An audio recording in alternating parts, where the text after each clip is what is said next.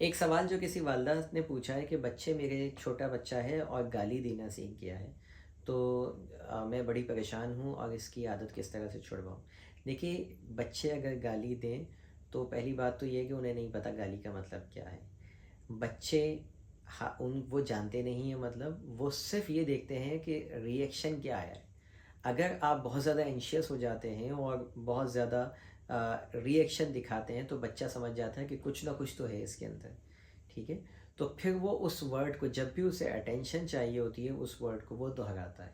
ठीक है, और जब भी वो दोहराता है आप फिर उसकी तरफ मुतवज्जा हो जाते हैं। तो यूं बच्चा अटेंशन सीकिंग के अंदर उस वर्ड को बार बार दोहराता है और हम समझते हैं कि ये बच्चा गाली देना सीख गया, कितना बदतमीज़, कितना ख़राब हो गया। ना बच्चा बदतमीज़ हुआ है ना ख़राब हुआ है, उसको तो उस वर्ड का कुछ भी नहीं पता। उसके लिए वो सिंपल एक वोकेबलरी है। जैसे गिलास, दूध का गिलास, पानी का गिलास, कपड़े, ये सब उसके लिए क्या है, एक वोकेबलरी है ना। इसकी मीनिंग उसको कुछ नहीं पता। बिल्कुल इसी तरीके से गाली उसके लिए एक वर्ड है, उसको इसके मीनिंग नहीं पता। ये तो हमने मीनिंग दी हुई है ना कि ये वर्ड की ये मीनिंग होती है, बच्चे को तो नहीं पता। ऐसे में करना क्या है, उसकी आदत कैसे छुड़वानी है, सिंपल। आप उसको इग्नोर करना शुरू कर दें। जब भी वो गाली दे आप उसको रिस्पॉन्स ना दें, यूँ समझिए कि आपने सुनी नहीं। लोग भी बैठे हुए हैं, चार लोग, अगर उसने गाली दे दी कोई बात नहीं, आप सुन लें, खामोश हो जाए।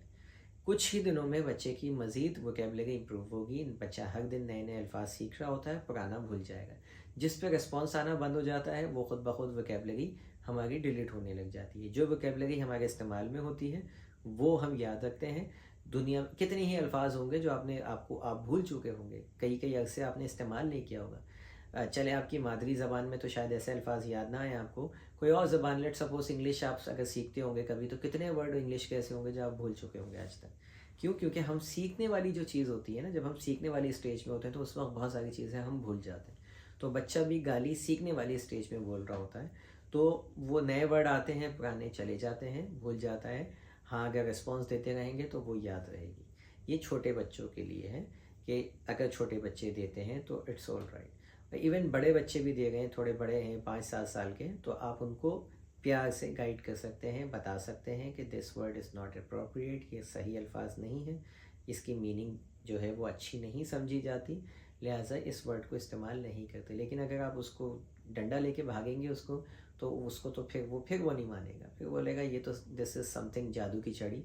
जब भी अम्मा अब्बा को गुस्सा दिलाना हो अब तो मैं यही बोलूँगा, फिर बच्चे ज़िद में क्या करोगे। तो ignorance is the best way to deal with this, कि आप इसको इग्नोर करें और खुद ही बच्चा जो है वो छोड़ देगा, इसके लिए परेशान ना हो। हमारे यहाँ तो बस मसला ये होता है कि परेशानी इतनी हो जाती है कि पता नहीं कितना कुछ गलत जो है वो हो गया। खुद भले बड़े से बड़े जो है वो हम गालियाँ दे रहे होते हैं, वो कोई फ़र्क नहीं पड़ रहा होता। बच्चा दे दे तो ज़मीन आसमान एक हो जाता है और क़यामत आ जाती है। ठीक है, आप मोहल्ले में घूम लें, 50 लोग गाली दे रहे होंगे, कोई क़यामत नहीं आ रही होती, लेकिन बच्चा दे दे तो सारी क़यामत आ जाती है। तो इसके हवाले से इतना परेशान जो है वो ना हुआ करें।